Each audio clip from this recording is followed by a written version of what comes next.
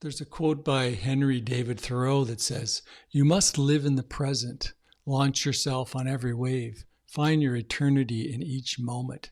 Today I want to talk about this thing called direct experience. We all often hear in mindfulness, you bring your attention to your direct experience. So I want to clarify what that means. I didn't fully understand this until I took up whitewater kayaking in my 40s and 50s.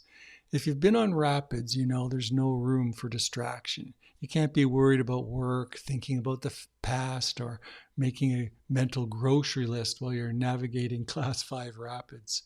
The river forces you into full presence. Every muscle, every micro adjustment of your paddle, it's part of your conversation with the water. There's no you thinking about the experience. There's only the experience itself.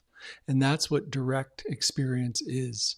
In our everyday lives, we rarely meet the world as it is. We see everything through a filter of commentary, judgment, predicting, remembering, analysis.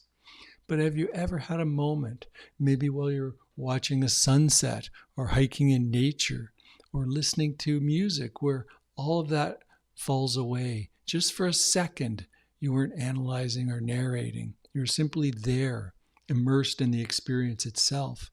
That's the essence of mindfulness. It's not about forcing yourself to be calm or stopping your thoughts. It's about shifting from thinking about life to directly experiencing it. Now, our minds don't like this. They resist it. They jump in with subtitles, commentary, and stories. It's just kind of like a movie covered in scrolling text.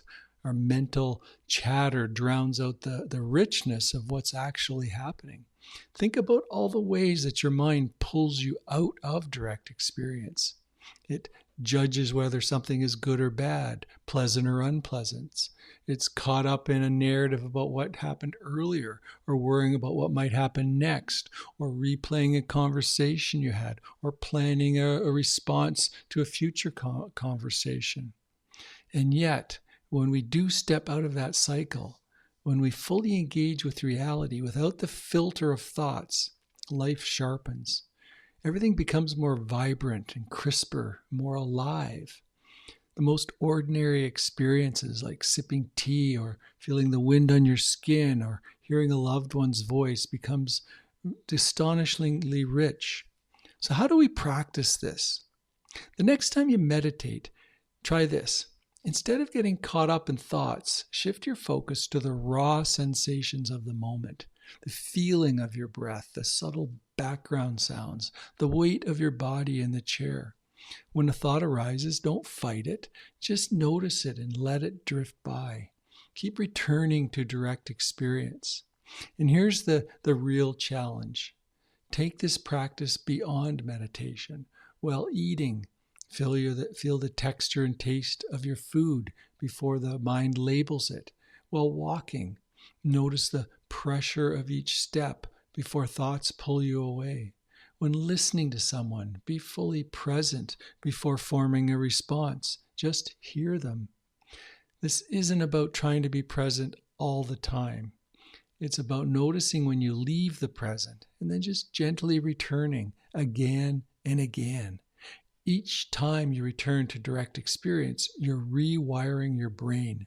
You're strengthening your capacity to be here in reality instead of lost in mental noise. And in doing so, you'll find something surprising. Reality, as it actually is enough.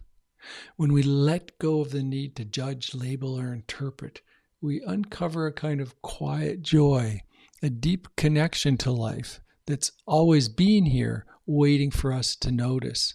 So don't worry if your mind jumps in with commentary. That's what minds do. Just notice it and then gently return to the experience itself, because that's where life is actually happening. I hope you enjoyed this talk. And if you did, please hit the like button and subscribe to the channel. I appreciate the subscriptions. Bye for now.